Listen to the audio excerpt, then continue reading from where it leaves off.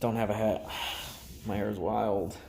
But anyway, so you're gonna hear some background sounds and stuff because, again, recording from my phone. I'm outside in the garage, cars and everything passing by. But the goal for this video is to show you what I'm doing right and wrong as far as my squats, what I can improve on, and little things like that.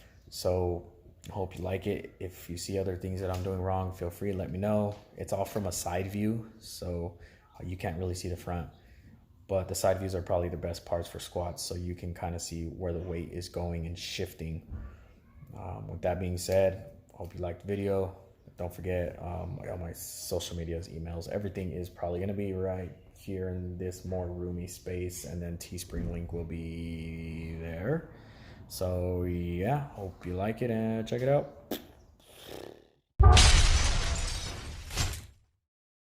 All right, so getting into my first set, this is about 75% of my 1 rep max. I don't really squat heavy, but here's a few things. I paused it so you can see. I have a bit of safety issues.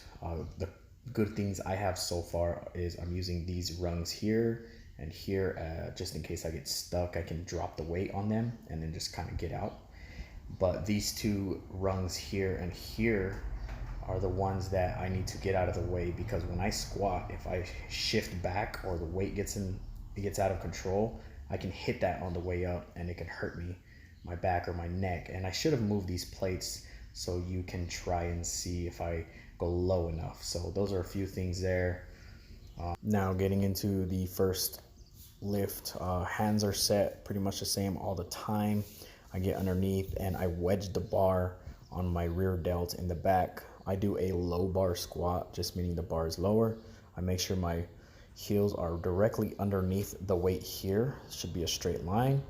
Step back and I step back. I try not to adjust my feet too much. I try to be in the squat position all the time. And then take my deep breath and I hold it here. My stomach should rise. Keep the breath, brace the spine, brace the core. And then now I'm at the bottom position. The only issue here is when I'm in the hole, which is the bottom position of the squat, my hips aren't low enough to break parallel or be at parallel, meaning this line here is kind of crooked. So it's not considered a real squat as far as competition.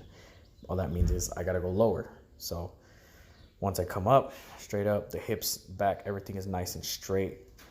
And then set again, take the deep breath, brace my core, come down, and I go the same length. So there's an issue there. I'm not going low enough. Everything's the same though as far as consistency, the breadth and the depth. So that's good. Consistency is good. So I do about 5 reps of this here, brace again, go down, and still don't go low enough. So it's technically not a real squat. So I kind of notice it when I look back at the video and know that I need to go lower.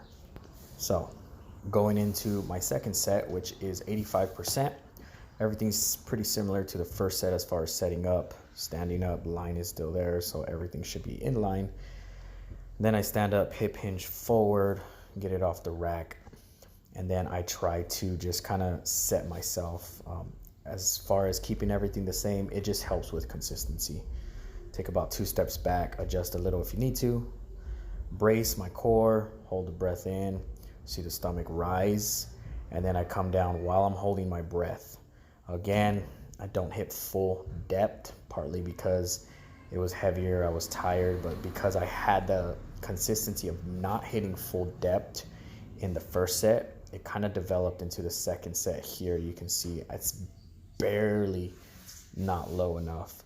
But like I said, you just got to keep trying and perfect it, fine tune it, which helps, recording helps. So I only do 3 reps here just because the weight is heavier. The good thing is my hips don't shoot up. Everything's the same. So you'll see in the next set, my hips do shoot up. So so these were pretty good sets, just not going low enough.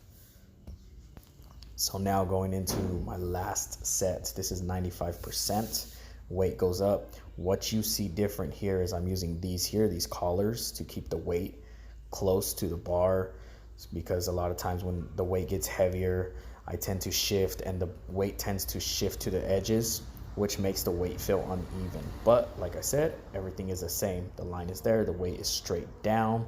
It's not too far forward, too far back. It's generally above my heels. So once I lift off, still hold the breath just like I normally do. Everything's pretty the same. Take the few steps back in order to kind of stabilize myself. Don't want to use too much energy on the steps. And I'm set. Hold the breath in with the guts here, and boom, coming down, coming down, coming down. So it's a pretty good set. I didn't go low enough still. That's okay. It was a bit wobbly on the way up, but I'm not in any kind of competition. So this is where I decided to ego lift, which is go for another set. Now you'll see the big problem here that you didn't see in the other sets is the hips shoot up. So meaning this here comes up. Now my back is slightly rounded, and now my face is more pointed towards the ground like it shouldn't be.